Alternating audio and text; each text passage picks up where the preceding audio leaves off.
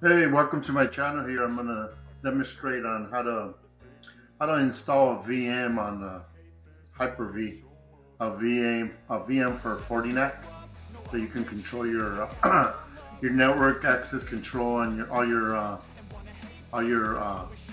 WAPs, all your wireless. So this is from FortiNAC, but we want to make sure we have a VM because this is gonna be all virtualized. There's no hardware. Okay, so let's get started. I put a list down right here. So you go down and you have to get the image from FortiNAC from their website. You can subscribe for a free trial, a demo, and once you copy it down to your computer. And in my case, I copied it to my SAN, my storage on actually my one of my one of my drives on my server. I have 4 drives. There's another video I showed on how to copy over your images to your SAN on your RAID drives. I have RAID 5, so that's where my data's at. And then once you copy it over, configure the VM on Hyper-V, create a new virtual system. Make sure you select your generation 1 because otherwise it won't work. There's a document that Fortinet provides on the recommendations and the specs and the resources. So let's do 1, 2, 3, and then we'll stop at 3, and then we'll jump on 4 afterwards. So here's my Hyper-V, and I have two hosts. So one of my hosts is remote, of course. Is not I'm not in front of the host. So let's go ahead and do a VM. I'm gonna name it FortiNAT. FortiNAT. It's a lab. So FortiNAT lab because this is a lab. I'm not in production. Generation 1, of course. If you do generation 2, it won't work for you guys. So, and that's a recommendation up to date right now. It's the image that they provide is a small image. It's a custom made image.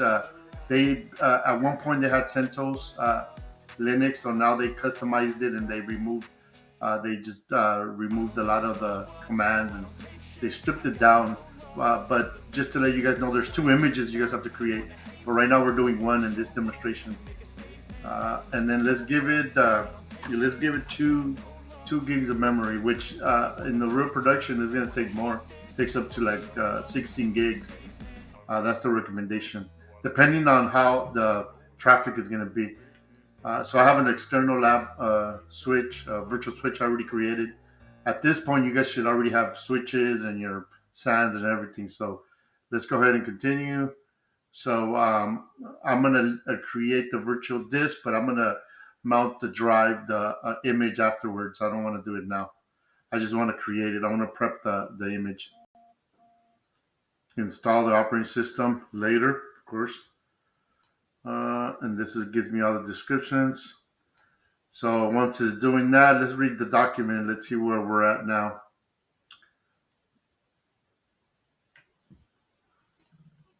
So we're up to here, creating the image, generation. So let's go ahead and before I do 4, I'm gonna just take you guys in so we can.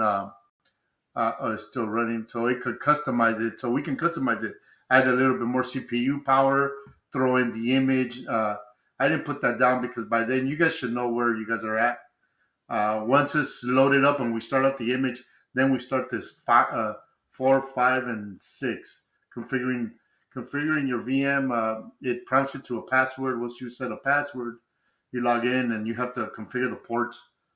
Another thing I forgot to mention is here it goes. Like it's already created. Another thing I forgot to mention is you have to have 2 NICs. So one port is for the configuration, or another port. The other port will be or one port will be for the WAN, the other one for the LAN. So let's go into the settings before we log into it. So let's put the boot up so I can boot up to the drive. It already has memory 2 gigs. So this I want to boost it up to 2, just so I can be consistent with the. I have fair enough resources on my server. So the hard drives is going to be saved on the. This is my drive. This is where my server's pointing to. I don't want it to on my local computer because eventually I don't have this computer is not too powerful, and it's pointing to my. This is my server, so it's remotely pointing there. It's gonna save that.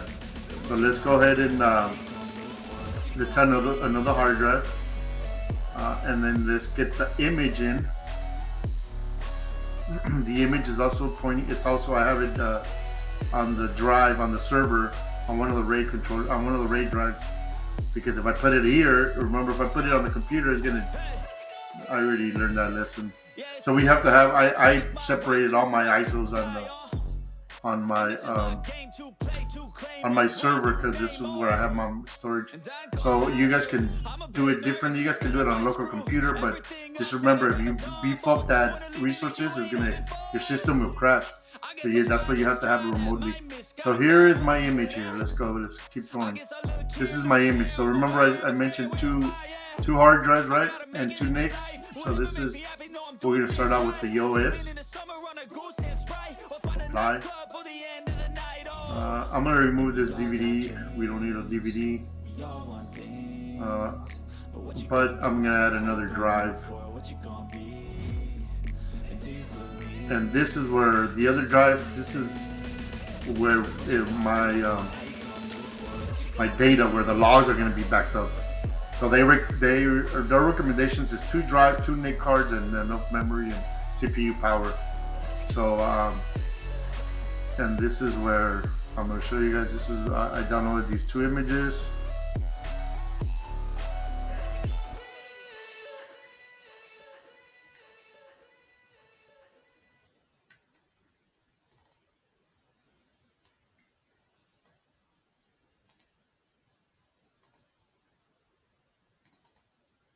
So this one, data drive, this is where the logs are going to be backed up. So we have 2 drives, apply, we have 2 drives. We have the NIC, here's the NIC. This is my VLAN right here. So this is where we're going to connect. It's going to be on the same VLAN as my domain controller and all my clients because it's a lab. But if it was in a production, you would want to separate your VLANs, make sure you segregate and you control your VLANs. That way you don't have traffic on your same VLAN. So you have a different VLAN just for this network access controller. So let's do this. Apply. Let's get our other NIC card here. Network adapter. And this one, let's connect it to the same switch. Same VLAN. We'll add it to the same VLAN. Okay, you need to have it at the same VLAN because it triggers down to the from the host down to it's a VTagging. So whoever knows. I'm not gonna go over that. That's a different topic. So you want it on the same VLAN. You want a VLAN tag so it can trickle down to your host. All right, and now it seems like I'm gonna fire it up. Everything. So this is exactly what our settings should be. So let's go and fire it up. And once we connect, the image is going to kick in and it takes like 2-3 minutes for the image to install on the to prep the OS. Here it goes. Let me.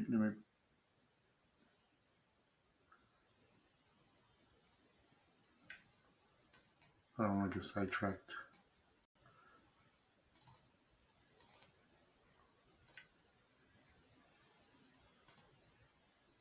Okay, ready? Let's start this. So let me bring it a little bit. Zoom it up for you guys. Oh, it's at 200 already. Okay, so it's gonna be loading up. This might take a minute or 2.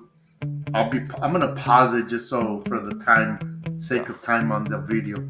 I'll pause it for a minute or 2 and then I'll pause it once I see all the loads, grab a bat, I don't know my wrath, my image blood boils over running like, through.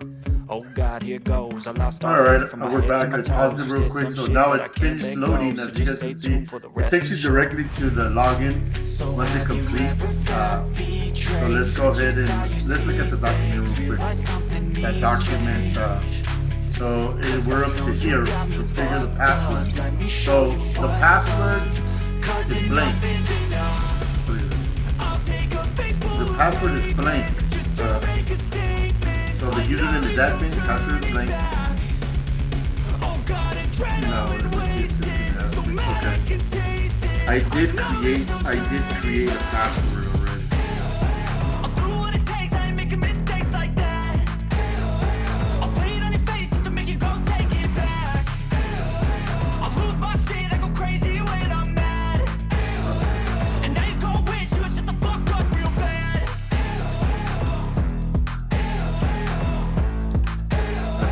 And now that I'm gone, yeah, I know there's no turning back. Okay, so we're logged in now. So let's go ahead and view what we have right now. I did do one earlier and I deleted it. So hopefully it didn't roll over because I know I've been going to the program data file and remove it. Now it's finally time to see how this rivalry becomes a dynasty.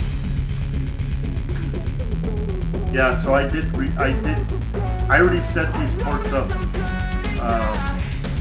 Port 1, port 2, you see these are, this port 1 is the first port, the second port is where the WAN's gonna go in, and we have to make sure that both of these have static IP and they're up and running. So let's go ahead and just real quick, let me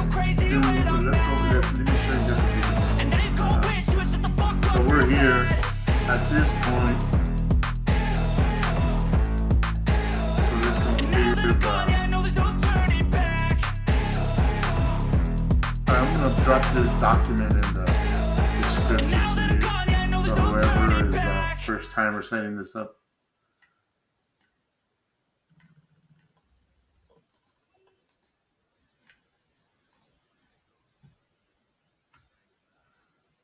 So let's do a config.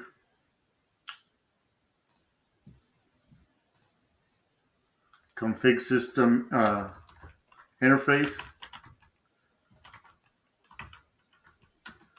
That gets you in, and now let's go into the port 1.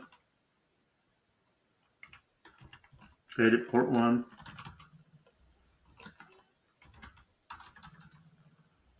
And so that's not a command.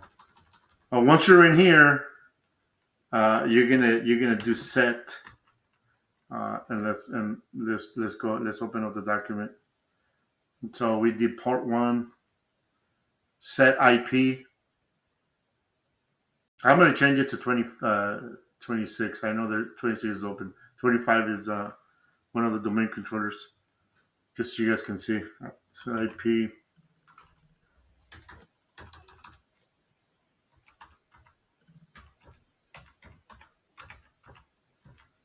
And then let's put the subnet.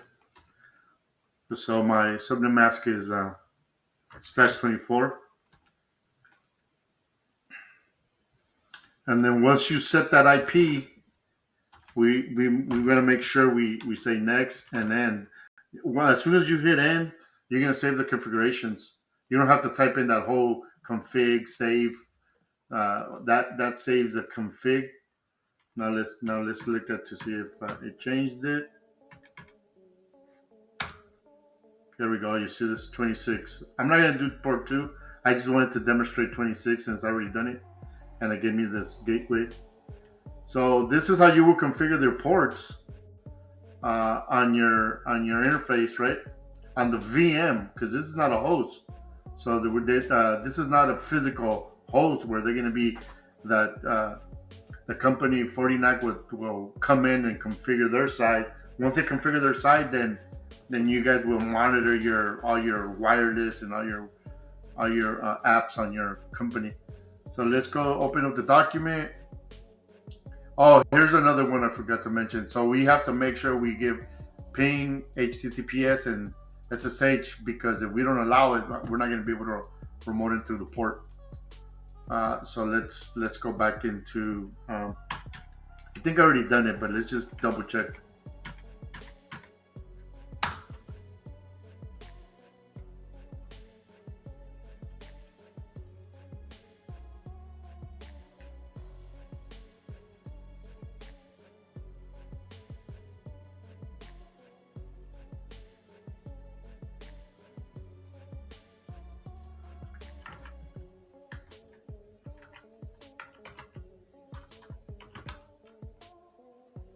Let's look at everything.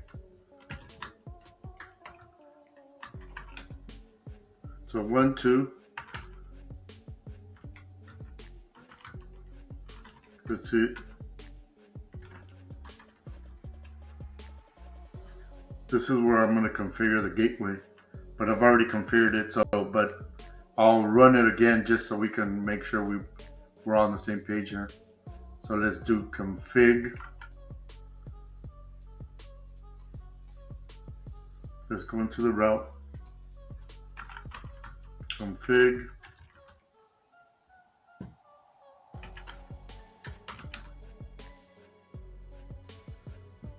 Okay, so here's our interface. Our interface, and this is where I was saying set allow access HTTP ping and SSH.